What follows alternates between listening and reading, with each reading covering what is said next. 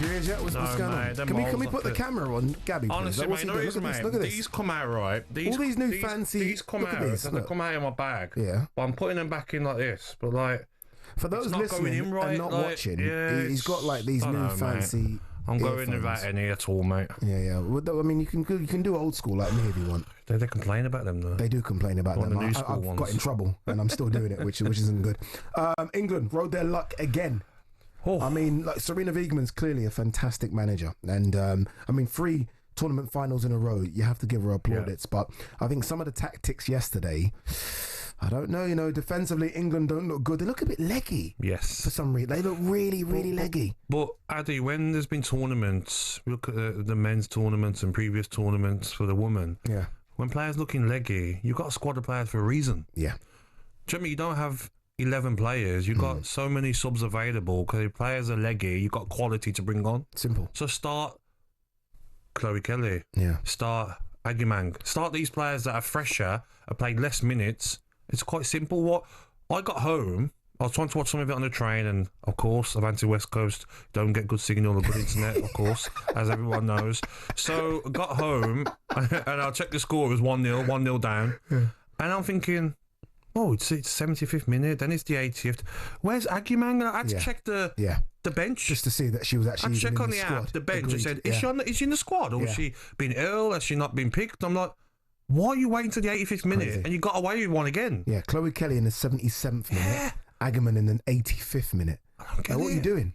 What are we doing? But mate, you try and do that against a Germany and a Spain in the final, one of them two teams, and it'll be over before. I was about to say, you'll be out of sight. I mean, they'll be out of sight in the first half if you do that. But look, the Lionesses are into their 3rd consecutive final, so we do have to give them plaudits for that. Dramatic against Italy. We said it was going to be dramatic when we spoke to Courtney Sweetman-Kirk, and it was live right here on talkSPORT.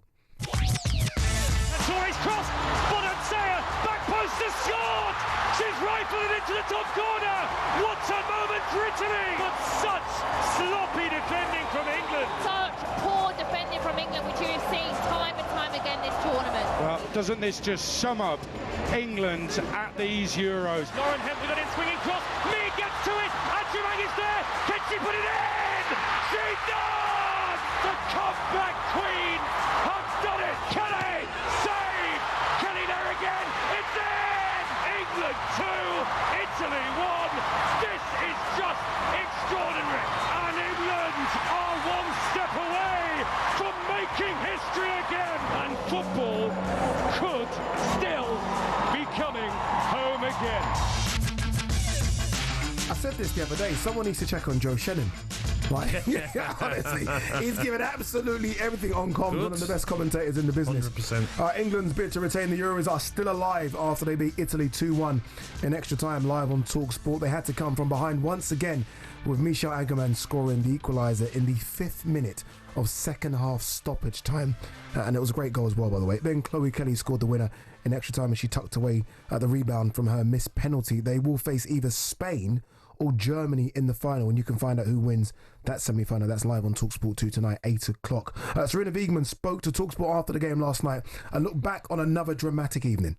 I have the same as you, many emotions.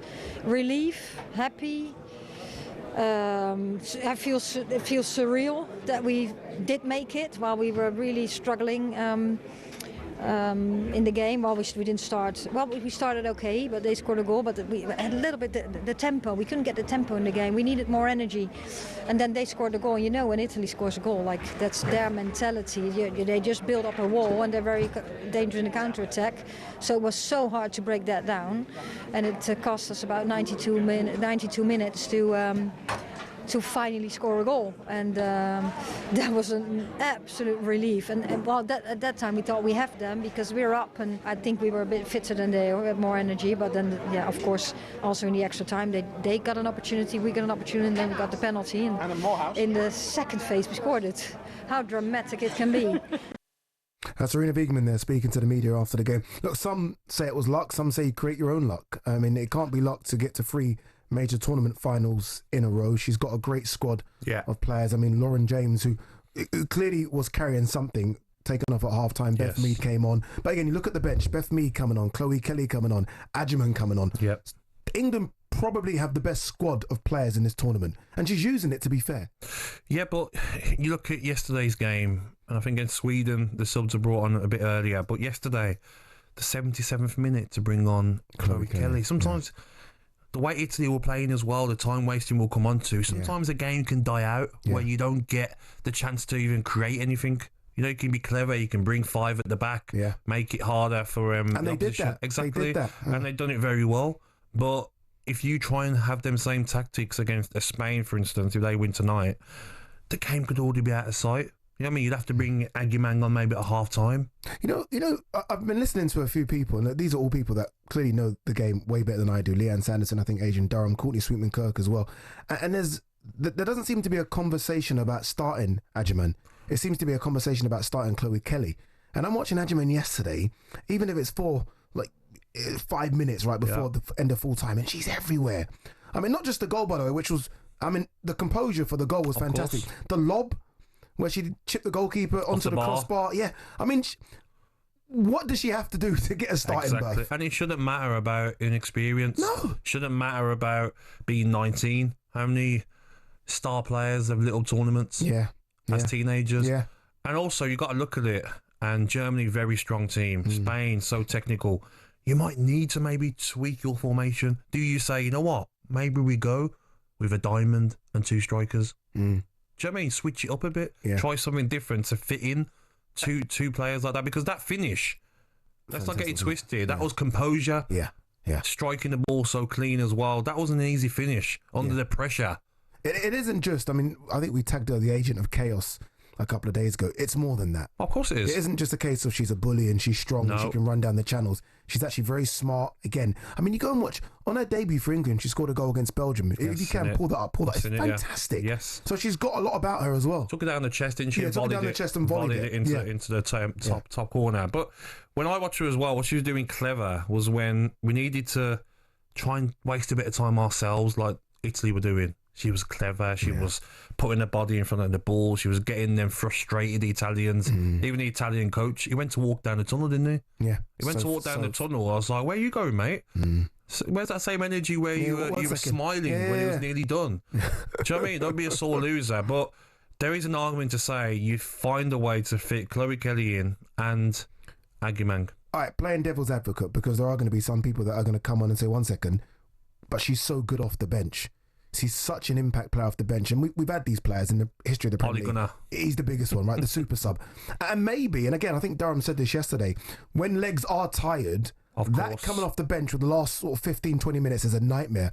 So maybe there is an argument where you do unleash her off the bench in the last 20 as opposed to starting her. 100% there's that argument, but what I look at is her impact.